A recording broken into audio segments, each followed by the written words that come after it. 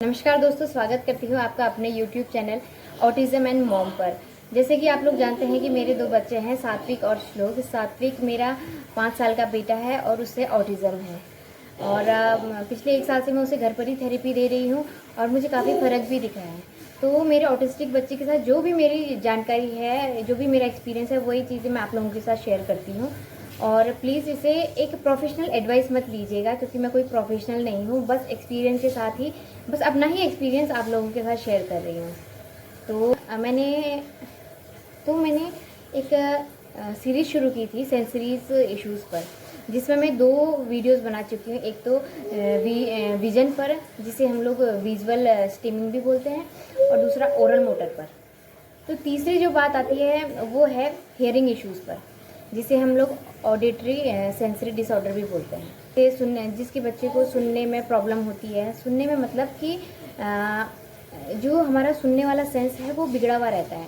वो किस सेंस में बिगड़ा रहता है? जैसे 2 टाइप के मैंने बोला था हर चीज़ में, सेंसरी में एक हाइपो होता है, एक हाइपर होता है। हाइपर में क्या होता है कि इस चीज़ में बच्चे को तेज़ आवाज़ बर्दाश्त नहीं होती है। जो जैसे तेज़ आवाज़ आ रही है कहीं से, कोई गाने की आवाज़ आ रही है, प्रेशर आपके घर में अपने प्रेशर कुकर की आवाज़ है, मिक्सर ग्राइंडर की आवाज़ है, वैक्यूम क्लीनर की आवाज़ है, या फिर और बलून फटने की आवाज़ है। तो उन सब चीज़ों से बच्चों को इरिटेशन होती है, दिक्कत होती है। तो ऐसे में बच्चे क्या करते हैं कि अपने दोनों हाथों से कान बंद करते हैं, ताकि उनकी बाहर की आवाज़ उनके कानों तक ना पहुंच सके, या फिर कंधे से ऐसे इस टाइप से बंद करने की कोशिश करेंगे, या फिर यहाँ पर या फिर इस साइड में ऐसा करने की कोशिश करते हैं। और हर वक्त बच्चे डरे डरे से रहते हैं, क्या पता कहीं से कोई आवाज़ आ जाए। रास्ते में चल रहे हैं, वो डर डर के चलेंगे। गाड़ियों की आवाज़, चलने की आवाज़, हवा चलने की आवाज़, किसी की भी आवाज़ से उनको हमेशा डर ही लगता है, हमेशा इरिटेट रहते हैं। तो क्या होता है कि अगर आप बच्चे को थेरेपी दे रहे हैं तो उसका ध्यान थेरेपी में बिल्कुल भी नहीं लगेगा। अगर आप कुछ भी सिखा रहे हैं, कुछ भी उसको अटेंशन सीकिंग वाली थेरेपी करा रहे हैं, उसका ध्यान बिल्कुल नहीं लगेगा, वो कुछ भी नहीं सीखेगा। आप कितनी भी कोशिश कर लो, कितने महीने गुजार लो, वो नहीं सीख पाएगा और आपको ऐसा लगेगा कि हमारी थेरेपी बेकार जा रही है। तो आपको सबसे पहले ये सुनने वाली जो थेरेपी है उस पर ध्यान देना पड़ेगा। अगर आप उस सिखाओगे, उसका ध्यान ही, बच्चे का ध्यान इधर उधर रहेगा, क्या पता कहीं से आवाज़ ना आ जाए, या फिर ये आवाज़ कहाँ से आ रही है, ये पंखे की आवाज़ आ रही है।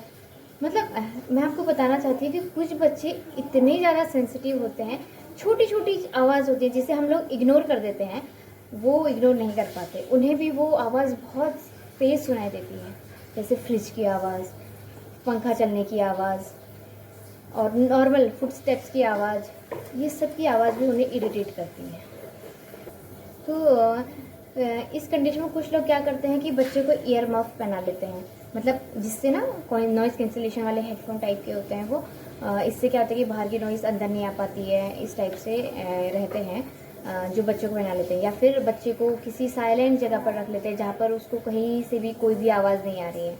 लेकिन यकीन मानिए, ये सॉल्यूशन नहीं है, ये बिल्कुल भी सॉल्यूशन नहीं है। अगर आप बच्चे को किसी साइलेंट जगह पर रख रहे हैं तो इसमें क्या गड़बड़ होगी कि बच्चे को मतलब थोड़ी सी आवाज़ की ज़रूरत होती है। वो चाहता है कि उसे थोड़ी थोड़ी सी आवाज़ मिलती रहे, जितनी उसकी क्षमता है उसको सुनने की उतनी मिलती रहे। और हम उसे बिल्कुल ही साइलेंस में रख दे रहे हैं, तो वो क्या स्टार्ट कर देगा, वो वर्बल स्ट्रीमिंग स्टार्ट कर देगा।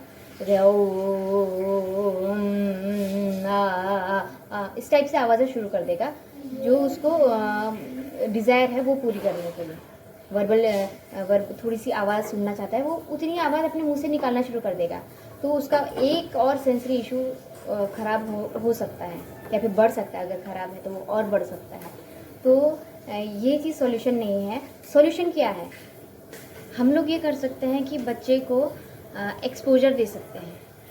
एक्सपोजर कैसे देना है कि आपको बच्चे को बहुत थोड़ी सी आवाज़ में उसे कुछ आवाज़ें सुनाते रहनी है, एक प्रॉपर वे में, एक स्टैंडर्ड तरीके से उसे आवाज़ें सुनानी है। भरमार नहीं करनी किसी भी आवाज़ की, धीरे धीरे आवाज़ सुनानी है। आवाज़ें उन आवाज़ों की, जो डेली रूटीन की जो आवाज़ें हैं, उसकी आदत डालते रहनी है। अब वो आदत कैसे डालेंगे आप कि जैसे अगर आपको कुकर की सीटी की आवाज़ उसको उसकी आदत डालनी है बच्चे को, तो आप क्या कर सकते हैं, सबसे पहले डायरेक्ट आप कुकर की सीटी की आवाज़ में वो इरिटेट होगा ही। तो आप क्या करें, जब आप कुकर में सीटी आ रही है आपकी, तो उसकी एक वीडियो रिकॉर्डिंग बना लें, ठीक है। तो फिर बच्चे को दिखाना शुरू करें, ये कुकर है, इसमें से सीटी आ रही है, और बहुत कम वॉल्यूम करें। जब वो कम वॉल्यूम में वो देखेगा कि हाँ आवाज़ आ रही है, जितनी उसकी क्षमता है सुनने की, जिसमें वो इरिटेट नहीं हो रहा है, उसे सुनाइए, उसे हफ्ता भर सुनाइए, फिर वॉल्यूम बढ़ाइए, फिर वॉल्यूम बढ़ाते रहिए। जितनी देर आप वो कर रहे हैं, उसकी थेरेपी कर रहे हैं, उतनी देर सुनाइए। और फिर उसके बाद जब उसको थोड़ी सी वॉल्यूम बढ़ाते रहिए, जब एक ठीक ठाक वॉल्यूम तक उसको इरिटेशन ना हो, तो फिर क्या होगा कि आप रियल कुकर की जो सीटी की आवाज़ है वो सुनाइए। तो इससे क्या होगा कि उसकी आदत बन जाएगी। और ऐसे ही मिक्सी में भी आप कर सकते हैं। मतलब स्टार्टिंग आप वीडियो दिखा के ही कीजिए, पहले वीडियो बना लीजिए, फिर वीडियो दिखाइए कम आवाज़ में, फिर बढ़ाते रहिए आवाज़, और फिर उसे रियल आवाज़ सुनाइए। तो उसको इरिटेशन नहीं होगा, वो उस माहौल में ढल जाएगा, वो इन आवाज़ों को इग्नोर करने लगेगा। फ़ैन की आवाज़ को फिर इग्नोर करने लग जाएगा, फ्रिज की जो रोज़मर्रा की जो आवाज़ें हैं उन्हें इग्नोर करने लगेगा। और जो तेज़ आवाज़ें हैं उनसे उसे परेशानी नहीं होगी, क्योंकि वो ढल चुका होगा इन आवाज़ों में। मेरा बेटा जो है वो अगर तेज़ आवाज़ में, जैसे अगर किसी शादी में गए हैं, वहाँ डीजे चला हुआ है, तो वो भाग जाता था, वहाँ से भाग जाता था। वो कहता था कि घर चलने के लिए बोलता था, तो उसे नहीं था पसंद डीजे वीजे की, तेज़ आवाज़ें पसंद नहीं थी। तो क्या हुआ कि अभी मेरे भाई की शादी आने वाली थी, तो मुझे इसी बात का डर था कि वहाँ तो डीजे चलेगा ही, पटाखे फूटेंगे ही, तो उसको प्रॉब्लम होगी। तो मैंने 1 महीना पहले से उसे थोड़ी आवाज़ें सुनाना शुरू कर दिया था। जैसे घर में जो है मैं गाने लगाती थी, बहुत धीरे धीरे आवाज़ में गाने लगाए, फिर धीरे धीरे वॉल्यूम तेज़ करती गई। जैसे मैंने 5 दिन एक ही वॉल्यूम में सुनाया, फिर छठे दिन मैंने थोड़ी सी वॉल्यूम बढ़ा दी, फिर 7वें 8वें दिन और बढ़ा दी, 10वें दिन और बढ़ा दी। मतलब इतनी आवाज़ में मैं सुनाने लग गई थी उसे कि एक डीजे वाली जो आवाज़ होती है उसे परेशान ना करे। और लास्ट में उसको आदत हो गई थी, और उसे शादी में भी परेशान नहीं किया उसने डीजे में, इवन डांस किया था उसने। इसके अलावा आप थेरेपी में क्या करेंगे अपने बच्चे के साथ, वो मैं बताऊंगी। तो उसके लिए लेके चलती हूँ मैं आपको थेरेपी की तरफ को। तो दोस्तों मैं लेके आ गई हूँ अपने दोनों बच्चों को, सात्विक भी और श्लोक को भी, और ये थेरेपी का सामान है। तो मैं ये लेके आ गई हूँ। इसमें से कुछ चीज़ें आपको बच्चे को हल्की आवाज़ में उसको धीरे धीरे से सुनानी है। जैसे बच्चों का जो छोटा खिलौना होता है ना, झुनझुना जिसे बोलते हैं, वो आप हल्की हल्की आवाज़ में उसे सुना सकते हैं, ऐसे करके यूं यूं यूं उसे आवाज़ दे सकते हैं। पहले धीरे धीरे करना है, फिर उसे उस आवाज़ का आदी बना देना है, धीरे धीरे करके। 5 दिन 10 दिन लगेंगे इस टाइप से आवाज़ करके उसको आदत बनने में, और उसके बाद फिर धीरे धीरे आदत और भी जल्दी बनती जाएगी। जैसे ये हो गया, और ये कटोरी में आप कोई पत्थर डाल के, पहले तो कोई चीज़ हल्की चीज़ डाल के ऐसे ऐसे आवाज़ें कर सकते हैं। ये कम आवाज़ आ रही है, ये थोड़ी कम आवाज़ है, आप सब सुन सकते हैं। फिर उसके बाद कोई एक जिसे तेज़ आवाज़ आती है वो डाल के ऐसे इसके कान के पास ये कर सकते हैं।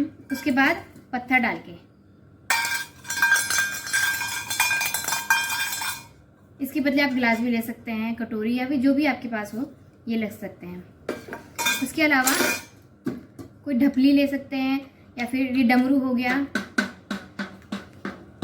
पहले धीरे धीरे धीरे धीरे सुनाइए, फिर तेज तेज करते रहिए। अब तो इससे कुछ भी नहीं होता, अब तो ये सब आवाज़ सुन लेता है, इग्नोर करने लग गया है। ऐसी आवाज़ें आप सुनाते रहिए, धीरे धीरे बढ़ाना है, इंटेंसिटी बहुत धीरे धीरे बढ़ानी है। और ये मैं परात लेके आई हूँ और चम्मच, ऐसे यहाँ देखो करो।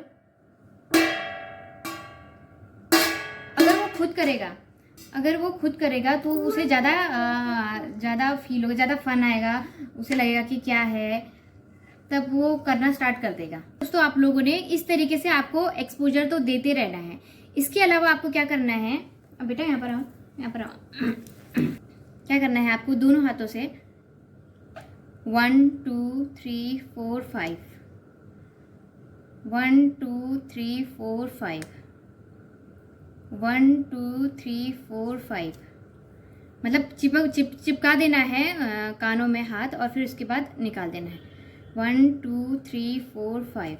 ये आपको जितना ज़्यादा, अगर आपका बच्चा ज़्यादा ही हाइपर है, तो बहुत ज़्यादा हाइपर सेंसिटिव है, तो आपको क्या करना है कि दिन में 4 टाइम ये करना ही करना है, ये वाली एक्सरसाइज 20 टाइम्स कीजिए। जैसे 1 2 3 4 5, ये एक बार हो गया। 1 2 3 4 5, ये 2 बार हो गया।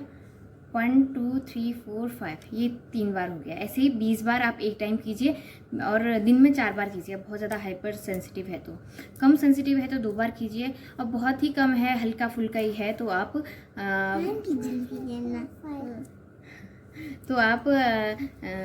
एक ही टाइम भी कर सकते हैं, अगर बहुत हल्का फुल्का है तो। इसके अलावा और आप क्या कर सकते हैं, हेडफोन का यूज़ कर सकते हैं। आप क्या कर सकते हैं कि एक रिलैक्सिंग वीडियो चला दीजिए आप यूट्यूब में, और हेडफोन में बहुत कम आवाज़ में कान में लगा दीजिए। कान में लगा के इसको लिटा दीजिए। जब आप कान में हेडफोन डालते हैं तो उसके साथ आप जॉइंट कॉम्प्रेशन भी देते रहिए। इसको लिटा करके जॉइंट कॉम्प्रेशन देते रहेंगे। अगर आप जॉइंट कॉम्प्रेशन अच्छे से नहीं देना चाह रहे हैं, आप दे चुके हैं एक तरीके से, तो उस समय केवल प्रेशर दे दीजिए। प्रेशर भी एक स्क्वीज़ करना ही, स्क्वीज़ करने से भी आराम मिल जाता है बच्चों को, रिलैक्स हो जाते हैं, काम हो जाते हैं पूरी बॉडी में।